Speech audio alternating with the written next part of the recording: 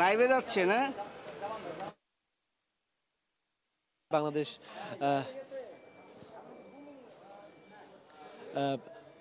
বাংলাদেশ জেলের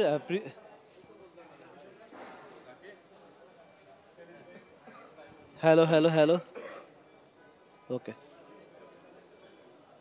যাবো ভাই এখন ওকে গুমের 2 মামলায় র্যাব এবং ডিজিএফ এর মোট 13 জন সেনা কর্মকর্তাকে আজ আনা হয়েছে আন্তর্জাতিক অপরাধ ট্রাইব্যুনালে।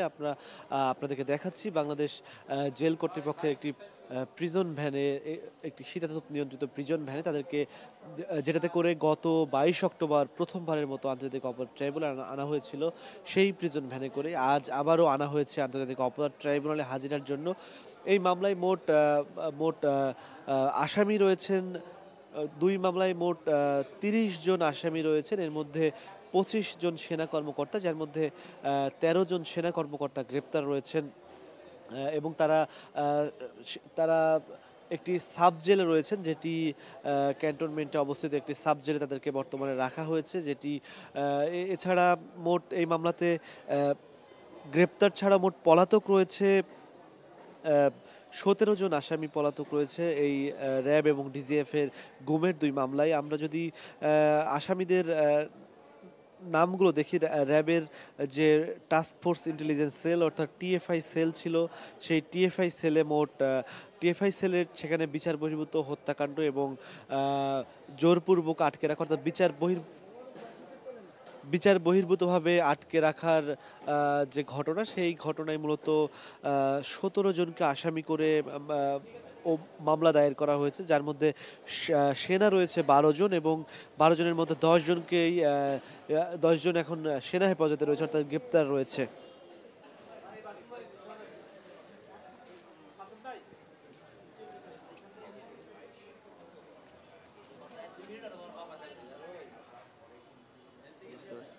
আচ্ছা আচ্ছা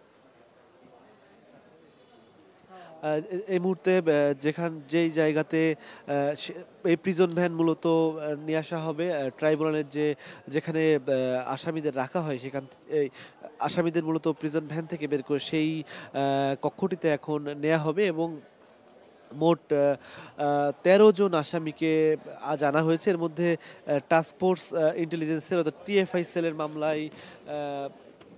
মামলায় রয়েছে 10 জন এবং ডিজিএফআই এর যে আয়নাঘর, সেই মামলায় রয়েছে 13 জন, মোট 13 জন আসামি রাখা হয়েছে এই মামলায়।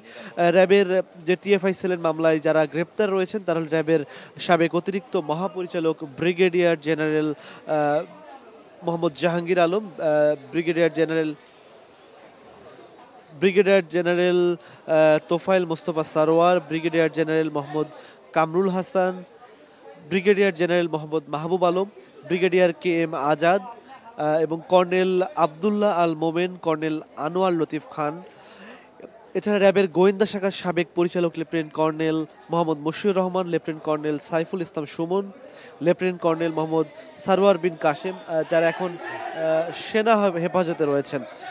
এই মামলার আসামিদের মধ্যে র্যাবের সাবেক 3 জন মহাপরিচালক আছেন, তারা হলেন বেনজির আহমেদ, এম খুরশিদ হোসেন, মোহাম্মদ হারুনুর রশিদ। এছাড়া এই মামলার অন্য 2 জন আসামি তারা হলেন শেখ হাসিনা এবং সাবেক স্বরাষ্ট্রমন্ত্রী আসাদুজ্জামান খান। আমরা এই মুহূর্তে চলে যাচ্ছি যে প্রিজন ভ্যান রয়েছে, সেই প্রিজন ভ্যান থেকে সরাসরি নামানোর দৃশ্যটি আপনাদের দেখাচ্ছি। সেনা কর্মকর্তাদেরকে এই মুহূর্তে নামানো হচ্ছে শীতাতপ নিয়ন্ত্রিত যে প্রিজন ভ্যানটি রয়েছে, সেই প্রিজন ভ্যান থেকে। এছাড়া ডিজিএফআই এর যে joint interrogation cell, JIC cell, যেটি মূলত সামাজিক যোগাযোগ মাধ্যম সহ সর্বত্র আয়নাঘর নামে পরিচিত, সেই ডিজিএফআই এর জেআইসি সেলের মামলায় 13 জন আসামি রয়েছে, যার মধ্যে 3 জন গ্রেপ্তার এবং সেই 3 জন হলেন মূলত ডিজিএফআই এর সাবেক 3 জন পরিচালক, major general Sheikh Mohammad Sarwar Hossain, brigadier general Mohammad Mahbubur Rahman Siddiqui, brigadier general Ahmad Tanvir Mazhar Siddiqui. এছাড়া ডিজিএফ এর এই মামলায় মূলত ডিজিএফ এর সাবেক 5 জন মহাপরিচালক রয়েছেন এই মামলার আসামি। আমরা দেখছি সেনা কর্মকর্তাদেরকে প্রিজন ভ্যান থেকে নামিয়ে তাদেরকে ট্রাইব্যুনালের ভেতরে নিয়ে যাওয়া হচ্ছে।